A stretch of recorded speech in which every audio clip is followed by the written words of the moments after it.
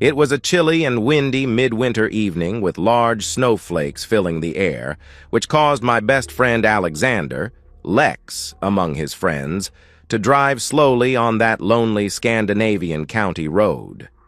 We were on our way to my home in a rented Ford Transit van. Due to the bad weather, we were later than planned, but I didn't care because this sad day couldn't be worse than it already was. All lights in my house were switched off, but, as expected, a black BMW, covered by several centimeters of newly fallen snow, stood parked on my driveway. Had I not fixed the lock in my garage, the BMW would have been hidden inside there. Lex parked the Ford on the street so the BMW would have a free way out. Lex asked me, "Are you okay?" "I'm okay." Lex kept talking. "So far, it seems to be exactly as you feared. Do you still want to go on as you've planned?" "I do," I replied. I think Lex was a bit unsure about me because he asked, "Okay, I'm with you, but stay cool. For heaven's sake, don't go too far." "No, I'll only do what I have to do," I replied. We went to the house. I unlocked and opened the front door, and we went in. Lex took up his digital camera. I waited while he made it ready, and then he followed me to the master bedroom. No reaction from the room when I slowly opened the door. Then I switched on the light and rushed to the bed, dragged off the comforter, and just as expected, we saw two naked people sleeping there. One of them was my common-law wife, Annalena, and the other was Samuel Albertson, an accountant working with her and usually known by his nickname, Jerk Albertson. Annalena began screaming when I dragged Albertson off the bed and hit him hard several times in his belly with my right fist before giving him a hard kick between his legs so he fell to the floor. With a hard kick to his back, I ordered him to rise up from the floor. When he was up, I dragged him to the front door, where a new hard kick to his naked back sent him flying into the snow. Lex took pictures as fast as the flash on the camera allowed him to do. Back in the bedroom, I shouted to Annalena, "The damn jerk out there needs his clothes!" She screamed, "Oh my God, did you throw him out naked in a snowstorm?" "Shut up and don't blame me. I didn't strip him. Get his damn clothes out of my house." She collected his clothes and left the bedroom. I think she put on a coat and her boots in the hall before she went out to him, and a few minutes later, we heard him drive away. When Annalena was back in the house, I told her I didn't want any excuses or explanations, because the only thing that remained for her to do in this house was to get dressed, pack her belongings, and get out. But the only thing she could do for the time being was to sit down in a kitchen chair and cry loudly. After a while, she dressed, rang for a taxi, and left. Lex went for the Ford, and we took in the cardboard boxes to the house, and he and I began to pack Annalena's clothes and other personal belongings in the boxes. In the morning, we loaded the boxes and her new TV into the van, and I took it to her parents' house. Nobody opened the entrance door when we rang the bell, so we piled the cardboard boxes and the TV against the house. While looking at the windows, both Lex and I was sure we saw somebody watching us behind the curtains. Annalena's driving license was canceled for speeding, and as I owned her car, we let it remain in the garage. Back at the house, we changed all the locks before we left for the next town, which was Lex's current hometown, where he had rented the Ford Transit. After a short stop at his home, we went skiing for a week in the mountains where our two friends already were waiting for us in a rented cabin. I'm Michael Hagan, a 32-years-old owner of a small but rather profitable small factory, specializing in making patented high-quality steel clips sold to customers in 14 countries. It was my uncle who invented and built the automatic multi-operation machine, the only one of its kind, which makes them. When he retired, he sold it to me for a fair price. A single mother working half-time and I were the only employees. Once again, I had had a crushed relationship. I sent Annalena a text message and suggested we meet to share some other things in our home when I got back from my vacation. Lex, me, and the two other friends, whom we joined on our vacation, used to be lucky with horses.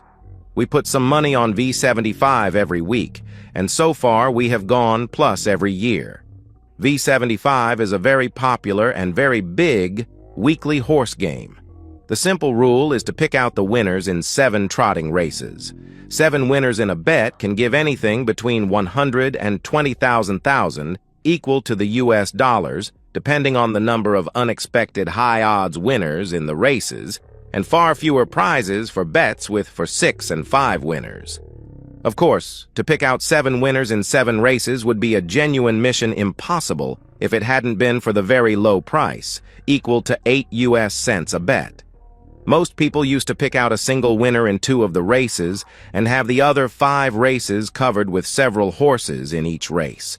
Our gang usually gambled for amounts equal to 200 to 250 US dollars a week, which gave us a system with 1,500 to 2,000 bets.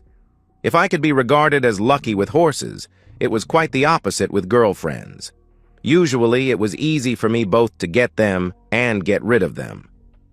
Sana, the girl before Annalena, was a real beauty, tall, slim, and naturally blonde, but unfortunately, she fit into the description, stupid blonde. Many guys in town regarded me as a fool when I dumped her, but I found it impossible to be with a woman who never did anything at all at home and spent everything she earned on clothes, hair, and makeup equipment.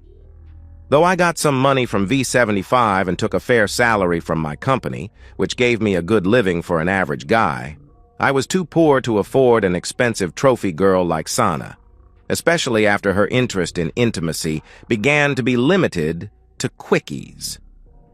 We parted without quarrel, and she almost immediately met a wealthier guy who was happy with a new trophy girlfriend. I met Annalena, who was quite different and in many ways a dream girl during our first 4 years together until her company hired Jerk Albertson as their new accountant. Albertson is a funny guy in many strange ways. He is the most clever and best-paid tax expert and accountant in this small town. Living a good life with a lovely, beautiful wife, 2 nice small kids, and one of the nicest houses in town. He got into serious problems when his wife at last caught him cheating. She kept him sweating for some time before she forgave him after counseling and his promises never to do it again.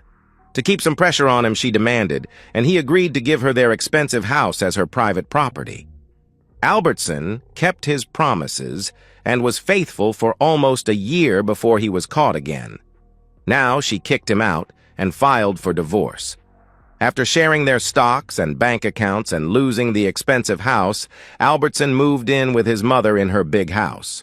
Though he had several discreet affairs while married, now he forgot all scruples. He sold his family car and bought an expensive BMW as a real extender. In this country, we have a national car register with 3 randomly chosen characters and 3 digits on the plates. Albertson's BMW had a plate that began with AHA. The rumors go that the first time Albertson came to the golf club with his new BMW and began bragging about the car, one of the present members said, "If you're taking that damn extender to Scotland during your next golf trip there, the Scots will be convinced that AHA stands for asshole Albertson." After some laughter, one of the other golfers, who obviously didn't like Albertson, said, "It means exactly the same thing here too. Like we use English words such as swing, hook, green, birdie, eagle, hole-in-one, and several others in golf, Albertson's new English nickname was accepted without any problem among the golfers. From that moment, many club members began to call him for A-hole Albertson, probably because he had caused a very sad divorce for a nice couple at the club, and his habits of using his wealth and social talents for seducing and having other men's wives and girlfriends. Rather soon, his new nickname spread all over the town.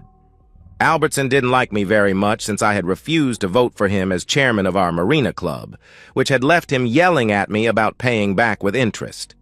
Obviously, he saw his possibility of getting 2 flies in 1 hit when the old accountant at Annalena's work retired and Albertson was hired to replace him. Probably he would have made his attempts on a lovely woman like Annalena, whoever she had been married to. But now he didn't see any disadvantages of both getting even with me and having the very nice woman I intended to marry in the future.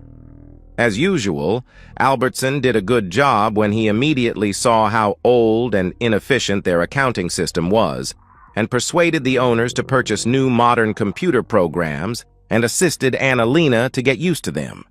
Of course, they had lunches together now and then, and as there was nothing strange with that, I hadn't any reason to care about what Annalena did at her work or with whom she had her lunch. Then, she began to show signs of an increasing interest in Albertson. She told me he did so, the price of his Rolex, how much he bragged about having won in Monte Carlo compared to the peanuts that I, in his opinion, got from the horses, and much more of his bragging. When she began to dress in different ways those days, Albertson would come to her work. I had enough and tried to have a friendly talk with her about his earlier known seductions of married women, and the consequences it had caused them, and what it would do to her if she went too far in her admiration of Albertson. Annalena didn't appreciate my kind warnings, not at all. Instead, she became angry as a wasp and accused me of being a jealous nerd who saw ghosts in daylight because I probably envied a successful man like Albertson. I really did my best to get Annalena to understand that this Albertson most of all wanted to get even with me because, in his opinion, I had seriously humiliated him at the Marina Club.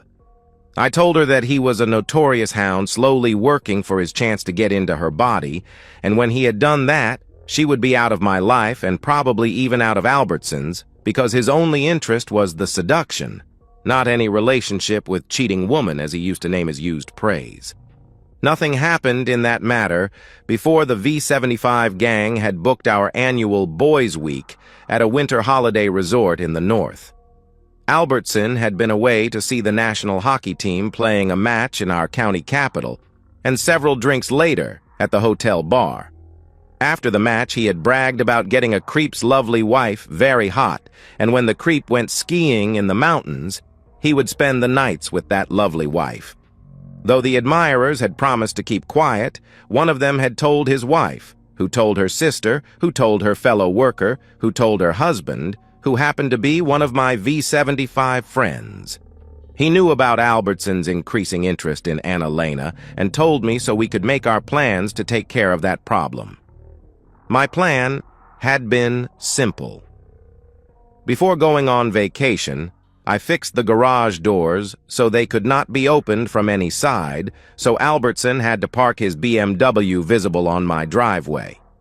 On my way to the north, I would make a stop at Lex's house for a couple of days if necessary, while waiting for information from a friend about a black BMW on my driveway. We had rented a Ford Transit and bought cardboard boxes and been ready to go when we got the expected message. Lex had taken many pictures during the debacle at my house. Some of them were very good. He was even a very skilled Photoshop user and couldn't resist the temptation to fix Albertson's penis to a very tiny size in the pictures. I sent Annalena a color picture in A4 size of her and Albertson naked in the bed after I dragged away the comforter.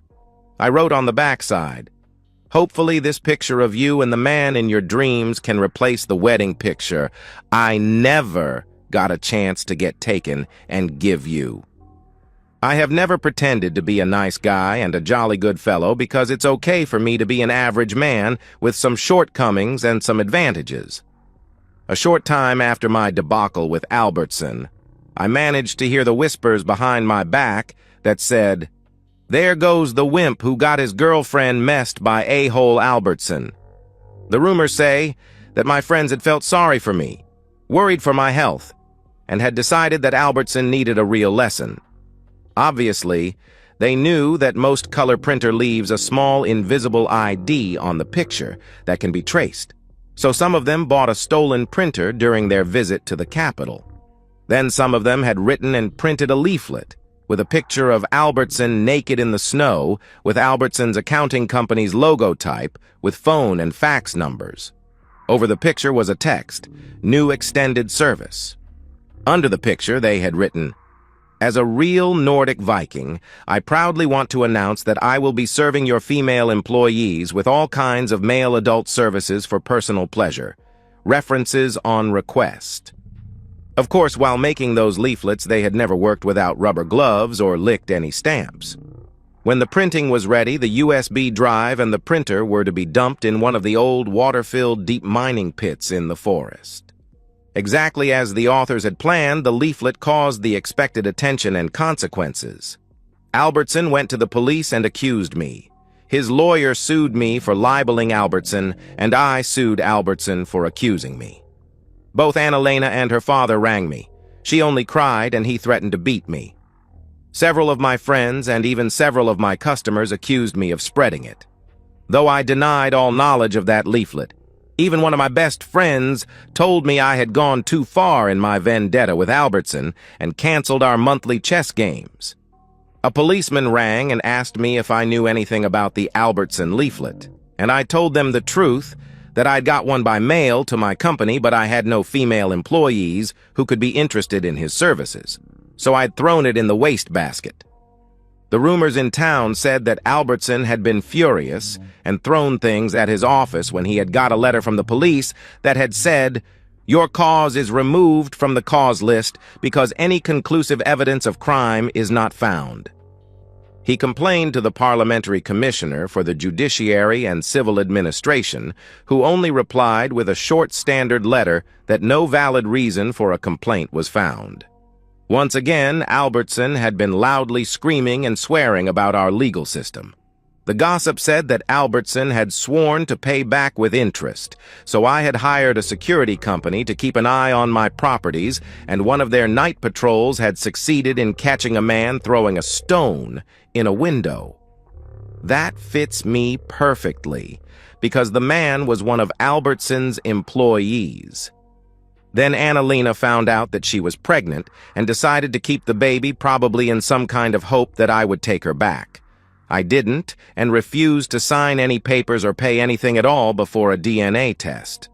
When the authorities tried to push me into agreeing to be the father, I told them they better ask Albertson, who had intercourse with her after me.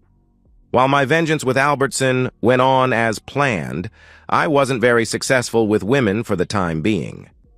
At the age of 32, the number of available single women of the right ages was a bit limited in my small Scandinavian town. The main disadvantage in a small town is that everyone knows everybody and their backgrounds. It is not funny to be together with a girl when knowing all about her background and if she's been an easy lay in her younger days. I did, like many others, try my luck on the web. My first 3 dates were real fiascos in different ways. The worst one was 38 but had used a photo that was at least 10 years old. One another was married and demanded that her husband be allowed to watch if we had intimacy the next time we met. We didn't do that because there was no next time. The third was very handsome indeed, a 26-year-old redhead, but she had too many problems, obviously many of them economic, which she expected me to solve. I didn't. Then I met Nina. She was great in many ways, except for one big problem. She had a weird dog, which was the main reason for her boyfriend dumping her. I like dogs, and had never had any problem with any dog until I met Nina and her dog. I really did my best to befriend that animal, but without any hint of success, and she refused to get rid of it. We gave up our attempts to be a couple, and I had to confess that the dog was the winner. When Albertson heard about Nina, her dog, and me, he sent her a dog collar and a message saying that it would be useful now when she had 2 mad dogs. To my great surprise, Albertson's ex-wife Catherine rang me about the Marina Club's annual spring ball and asked me if I had a lady or if I could escort her. A membership in the Marina Club is both more difficult to get and more expensive than a membership in the local golf club. The simple reason is that there are no exact limits for the number of members in a golf club. But in the Marina Club, the number of members was limited to the number of spaces for their boats. During a short meeting, Albertson's ex and I agreed to go together to the ball, but without any further intentions. The simple reason why I once had not voted for Albertson as chairman was that before he was elected, he had accepted bribes for giving memberships to some of his cohorts, though the waiting list for a membership was several years. Exactly as expected, the ball was a great event, with many photos in our local newspaper. One big color photo of Catherine and me outside the ballroom caused much gossip in town. Albertson wasn't looking very happy when he found out whom I was escorting. One sunny day, something happened that gave us local single men a great challenge. Erica Peterson, a very beautiful, easygoing 28-year-old nurse who had been living in the country capital since she went to the nurse school 10 years ago, had gotten a job, met her husband, and settled down there. Her happiness had lasted until the day when she had forgotten something at home and went there and found her husband with his 22-year-old secretary in their marital bed. She divorced him, and now she was back in our town again with her 2-year-old son. Her brother and I had been classmates at the school, so I knew him rather well, and when Erica and her brother met me at the supermarket's cafeteria, we had a pleasant small talk. Erica's brother joked that we two divorcees ought to have a date. I replied that it was a good idea and suggested to Erica that on Saturday we take a trip to a big zoo park together with her little boy. She told me that she was busy elsewhere that weekend, but would be happy to go with me next Saturday. We even decided to meet on Wednesday evening to talk about the trip. I really looked forward to meeting Erica, and we met at a cafe, just as we had agreed. Everything was fine until she told me what she had done during the last weekend. She had seen a musical in our capital, had dinner at one of the best restaurants there, and spent the night at Sheraton. I asked, "Who was the happy guy?" She replied, "Samuel Albertson. Is he a friend of yours?" What could I say? Of all available single men, she had chosen to date the worst creep, Albertson, who had really done his best to impress on her. The musical had been sold out for many months, so the tickets must cost him a fortune on the black market. Though my own date now sounded like a cheap budget alternative compared to his, I decided to continue my own race as planned and not care about Albertson. So I replied, "I know him rather well, but wouldn't be honest if I called him a friend." She didn't ask me more about him, and I doubted it would be of any advantage for me to say anything negative about him at that moment. Instead, we talked about our trip. Both Erica and her son, Elliot, were in a good mood on Saturday morning when I did catch them at her parents' house. Erica must have told him about the animals because he talked a lot about them during the drive to the zoo park. During our walk around the park, we had a coffee break at a cafe where we got a table next to a couple with a boy the same age as Elliot, and they began to play and had fun together. When we walked into the restaurant for lunch, the family we met at the cafe was already sitting there and waved us to their table. We joined them, and now even we adults began talking with each other. Most visitors walked through the large park via a suggested path and the Svensons, and we decided to walk together through the remaining area we hadn't seen yet. The small boys had fun together. During our walk, Anna Svensson told Erica that they were living in a small village without any other small boys in their son's age. Then she asked Erica, "Anders and I would be glad if you, your husband, and Elliot could come to see us during a weekend so the kids can play together. We have a small guest house on the lawn near our house." Erica's reply caused confused looks on their faces when she replied, "I regret to say that my husband and I have filed for divorce and can't do anything together for the time being. My friend Michael here is not involved in my divorce. My husband caused it and had his secretary assist him." Anna replied with a laugh, "I thought you and Michael were newlyweds. You look so happy together."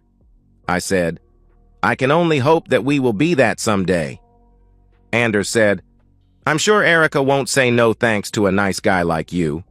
What about the weekend Anna suggested?" It would be perfect for me, so I replied, "It would be a great pleasure. What do you say, Erica?" She smiled and said, "Many thanks for your kind invitation. Of course, we will accept it. One more weekend booked with Erica. The family theme was okay for me. During our drive back, we agreed that Anna, Anders, and Emil were a nice family, and both of us expected it to be a pleasant weekend. Then Erica told me that Samuel had invited her to go with him to Manchester in England to see a football match with Manchester United and for some shopping, and she had accepted. Albertson and some friends of his had rented a private plane because one of his friends who had the flight certificate needed flight time. I didn't comment on that. Albertson didn't save any effort to outshine me in this competition, which would not be difficult even with their second date. Of course, what was a barbecue with friends and a night in a small guest house in a small village, compared with a flight on a private plane to England and a high-class hotel there? Albertson was sure that he could impress Erica and win her with his expensive dates. But I think that she feels much more comfortable together with Elliot, our new friends, and me. When we planned our date, Erica and I even agreed to have dinner at my house when we were back in our hometown. I had prepared most of the food in advance and did the rest of the cooking while Erica got Elliot ready for the night. The dinner was rather romantic, with good wine, candlelight, and soft music. We talked about many things, except Albertson, until Erica said, "I hope you will understand that intimacy is out of the question for me until my divorce is final. Samuel and I had a little quarrel about it when I refused to share a room with him during the last weekend. But I'm sure he knows better for our next date." "I understand," I replied. "I'm sure you do. It was so sweet of you to tell Anna that you wanted to be newlywed with me." "That's true. There's something very special about you." "I'm only a divorcee with a kid?" she asked. "Elliot is a great kid and he has a great mom. I really like both of you. Your ex must have been crazy when he messed up with you." "Elliot likes you too. I'm glad for that," she answered. "Glad to hear that. And I would be twice as glad if even his pretty mom would like me." "Of course I do. Very much indeed." After some further talking about other subjects, she asked, "Why did you and Anna-Lena split up?" "I caught her cheating." "Any plans to forgive her?" she asked. "No. It was too humiliating. She did it after we had been talking about weddings, honeymoons in Hawaii, and children." "Why Hawaii? It sounds exotic," she asked. "Not only Hawaii, we even talked about Las Vegas, the Grand Canyon, and California Coast Road, because both of us wanted to go there. Now it is written in the stars if somebody wants to marry me and if she is interested in that trip." Now she gave me a bright smile, laughed, and said, "I would like to go to Hawaii. Marry me, and we are on the road." She continued laughing and said, "It's a temptation, but I'm already married for the time being." She slept in my spare room, and during breakfast we decided to spend even the Sunday together at my house. It was a pleasant day. We played with Elliot, went out for lunch, and took a long walk. We had no date booked for the next week. Erica had a date with Albertson on Tuesday, and then they would fly to Manchester on Saturday morning and be back home on Sunday. Therefore, I had a real surprise when she rang my doorbell about 8 o'clock on Tuesday evening. It wasn't difficult to see that she was very angry for some reason. I asked her to come in, and she sat down at the kitchen table and told me, "I have some questions for you and want to hear the truth. Lie to me, and you can forget me." "What's the matter? I've been honest with you so far, and of course I'll continue to tell you the truth. Samuel says that you used to call him A-hole Albertson behind his back, and now even several other people have begun to use that awful nickname. Is that true?"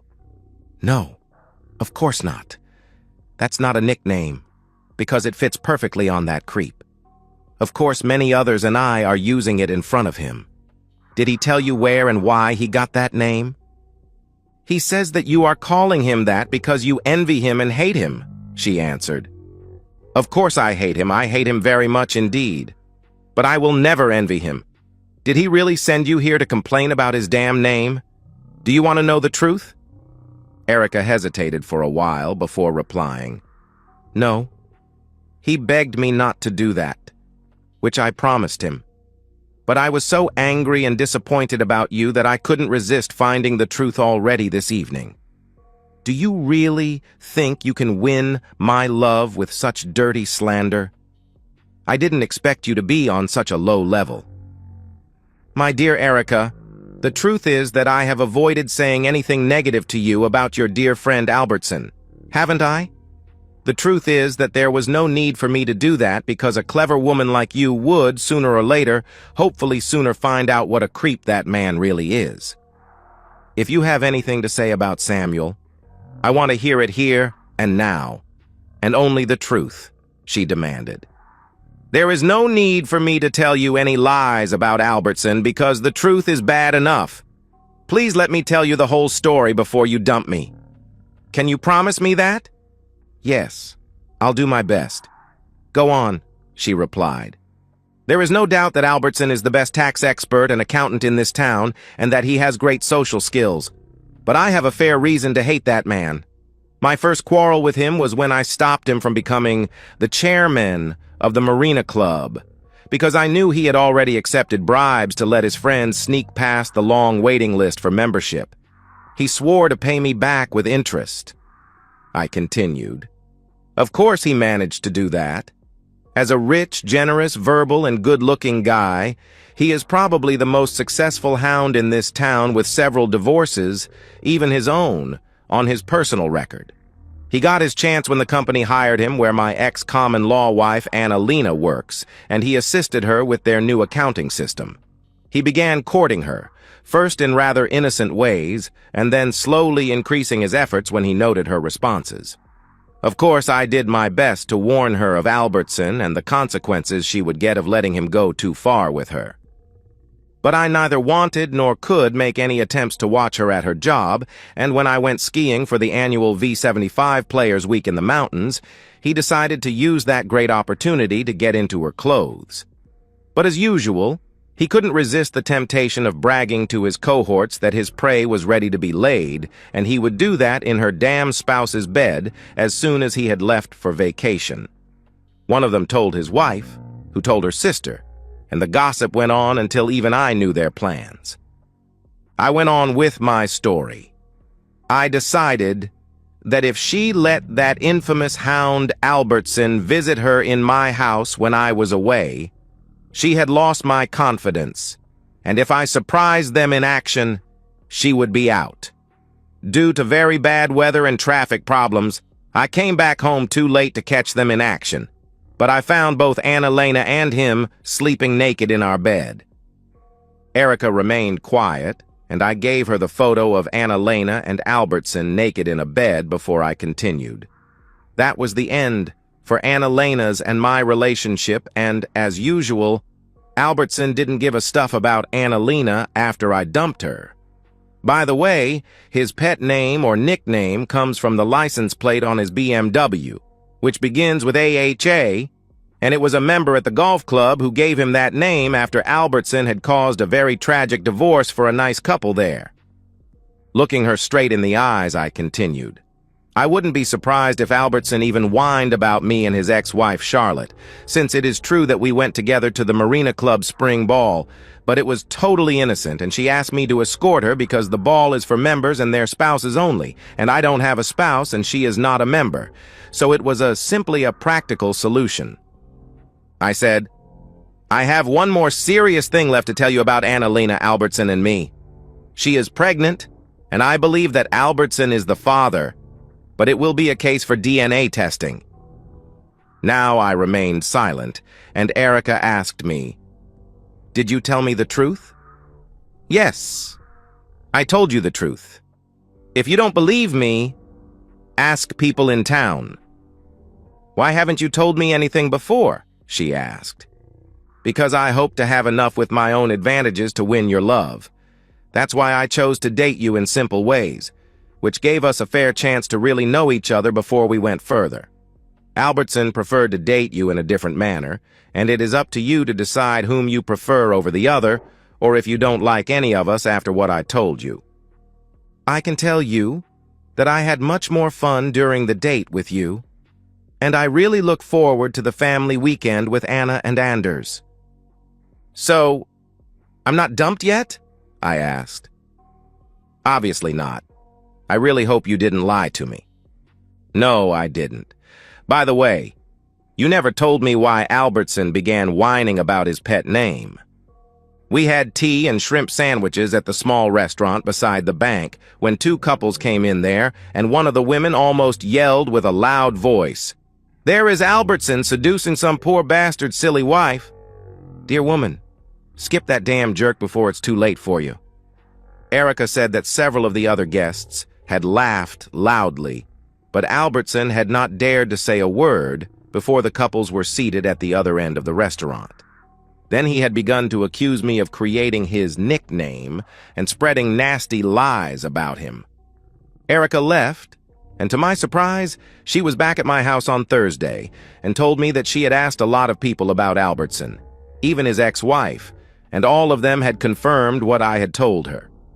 Albertson had told her that the other guys had refused to take a woman with them on a football trip, so he canceled their date, and he hadn't been too sorry because he sold her seat on the plane and the match ticket for a high price to one of his friends. Erica told me that Elliot was with his dad that weekend and asked if she could spend the weekend with me at my house. Of course, I agreed, and even offered to take her to a nice hotel somewhere, but Erica said she preferred a lazy weekend at home. After a very romantic dinner on Friday evening, we ended up necking. I got in the mood and noted that even she was hot. Very hot indeed. But she whispered in my ear that she intended to let the intimacy wait until she was divorced. During all my adult life, I have always remembered what an old man said to me when I was a boy. "Everything is possible if you try damn hard." I did my very best to keep her hot, and after a long, intensive kiss, I whispered in her ear, "I love you, and I'm dreaming about being your husband. But it's fair that we'll have some practice before our wedding night, so everything will be perfect then." Erica's reply took me with total surprise when she whispered, "I must agree to that." Thereafter, it was only a question of a few seconds before both of us were naked in my new bed.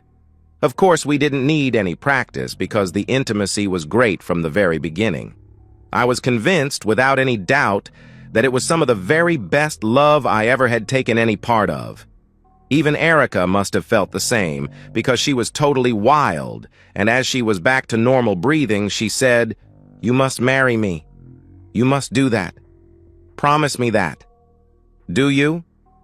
I proposed, and she said, "Yes." I was suspicious about how easily I had won against Albertson, but expected him to keep a low profile until he sooner or later found some excuse to try again with increasing courting of Erica if we became a couple. Then I found the real reasons why Albertson gave up the competition about Erica.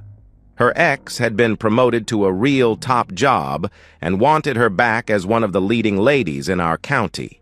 No doubt that Albertson expected to get a good laugh at my expense when she left me, especially now after he had managed to get a new gorgeous girlfriend, a lawyer who would work 1 year at the local law firm. She could be described as 9 points of 10 available. However, Erica, Elliot, and I had a very pleasant weekend together with Anna, Anders, and their son, Emil. Erica and I even got in some quickies while Elliot slept. The next week was a difficult time for me, because Erica was going to see her ex during the weekend and discuss the possibilities of canceling the ongoing divorce and going on with their marriage and giving Elliot a fair chance to grow up with both of his real parents. I kept a low profile and told her that it was her own decision. Albertson had sent her a nice card wishing her and her husband good luck, but Erica said that she had sent it back to him with a comment that suggested he put it up in the place advised by his pet name. Obviously, she didn't like him very much any longer, probably because he had dumped her when he canceled their England date. Erica left early on Saturday morning. She gave me a hug and was gone. Probably forever. I had a feeling that she really wanted to save her marriage.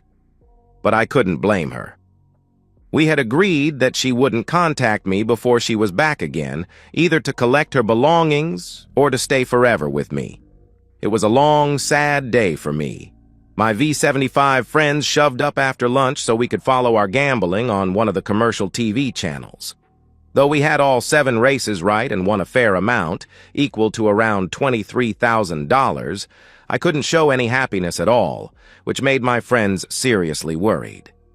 They had seen me go further after a number of crushed relationships before, but never before seen me so wrecked, not even after my separation from Annalena.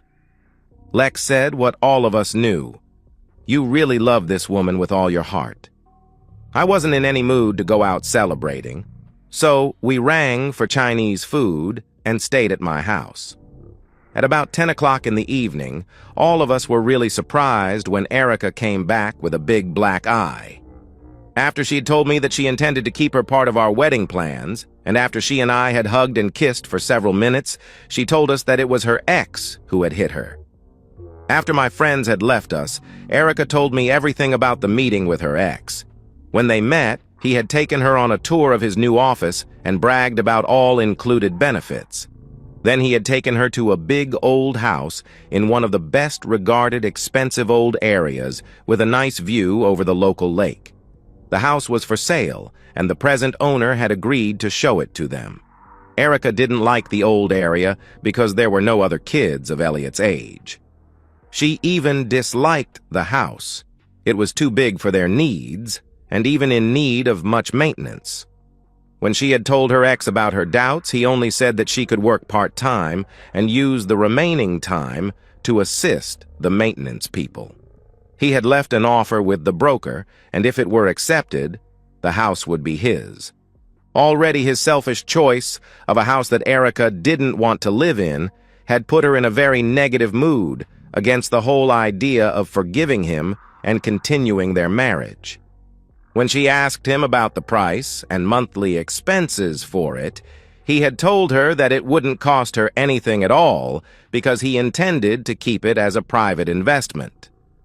After the house tour, the ex had told her about his plans for the evening. He had rented a room and booked a dinner at the best hotel in town and suggested they go to the room for some rest before dinner. Erica had refused to do that and told him that she had an appointment with a friend. She hadn't, but now she knew for sure that she didn't love him any longer and had no interest in any hotel room intimacy before the dinner with him. When they met for dinner, he had immediately asked her if she had met a new man. She said, "Yes, I have, and today I have been convinced that he is my love, and there is no possibility to repair our marriage because you and I have drifted too far apart. Let's be happy for all the good times we had together, part as friends, and go forward in our new lives." He hadn't agreed.